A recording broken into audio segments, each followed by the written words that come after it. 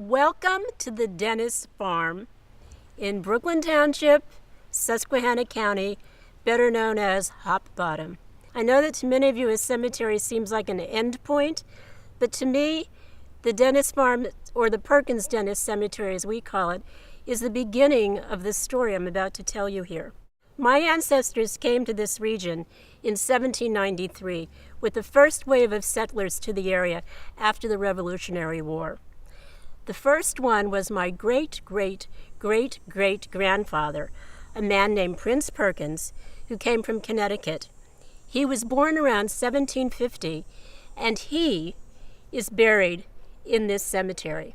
Before he died, his wife, Judith Perkins, passed away in 1823, and she is probably one of the first people buried in this cemetery. For the next almost 100 years, well into 100 years, all the members of our family were buried in this cemetery up until my great-great-grandparents. Their son, my great-grandfather, was born on the farm, but he is buried down in Wyoming Valley, where the rest of our family is. But I'm going to tell you a few of the stories about the people interred in this cemetery. First of all, you should know that my ancestors, I'm proud to say, built this cemetery. They also made the iron gate themselves. Prince and Judith Perkins came in 1793 to the region. She was a wool carder. She helped care for the sick. She had a beautiful garden. But most interesting, my favorite story about Judith, is that when she passed away, the Reverend Davis Dimmick is named for his family, presided at her funeral. And he wrote about it later in his diary. And in the diary, he said she was a devout woman who would go to covenant meeting in Montrose, about 14 miles from here, every month. And he said once when a visiting pastor suggested that perhaps colored people, which was the word at that time, and white people went to different heavens when they died, that Judith Perkins said, "Whoever said that needs to be rocked in a stone cradle in the northeast corner of hell until he gets over the notion." As I like to say, for those who know of my kind of fiery spirit, I came by it honestly. Thank you, great-great-great-great-grandmother Judith Perkins. Now I would like to talk to you as we move on in time about the children of Prince and Judith Perkins. They had 3 children. Young Prince, who passes out of the family records at some time, Phoebe, the daughter, and William, their son. William was my great-great-great-grandfather, but before I tell you about William, I want to tell you a little bit about Phoebe Perkins Sampson.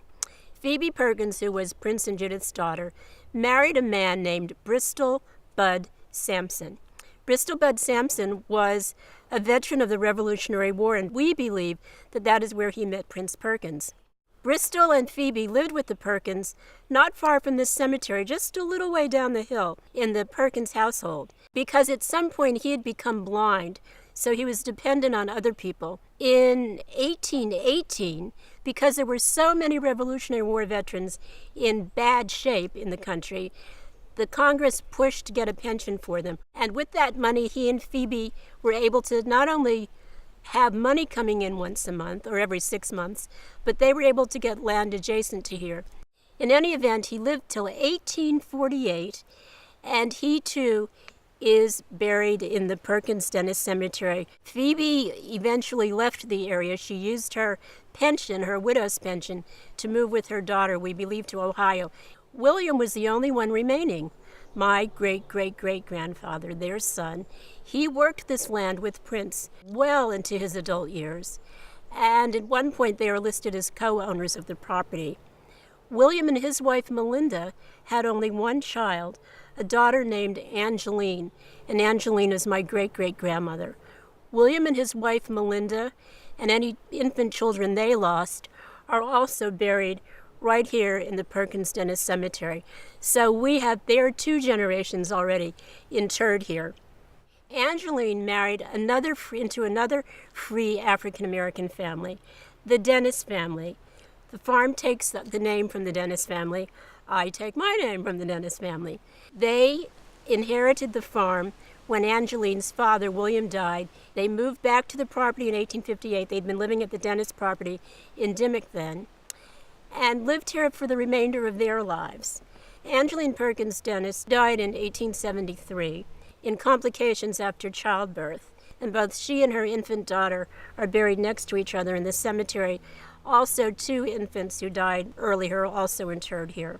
Henry lived till 1882, and he was killed by a train not far from here. They had 3 children. Perkins William Dennis, better known as Uncle Will, was born in 1853. Napoleon Bonaparte Dennis was born in 1859.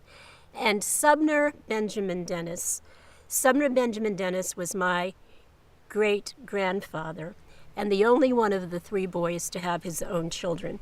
So I said he moved to Wyoming Valley in 1886 when he was 20 years old and lived there for the remainder of his life.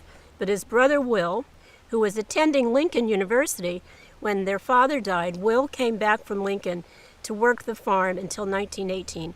My grandfather, Norman Dennis, was born in 1898, and he spent his summers on this farm, and he loved this place. He knew every inch of it, and it was he who introduced me to this cemetery.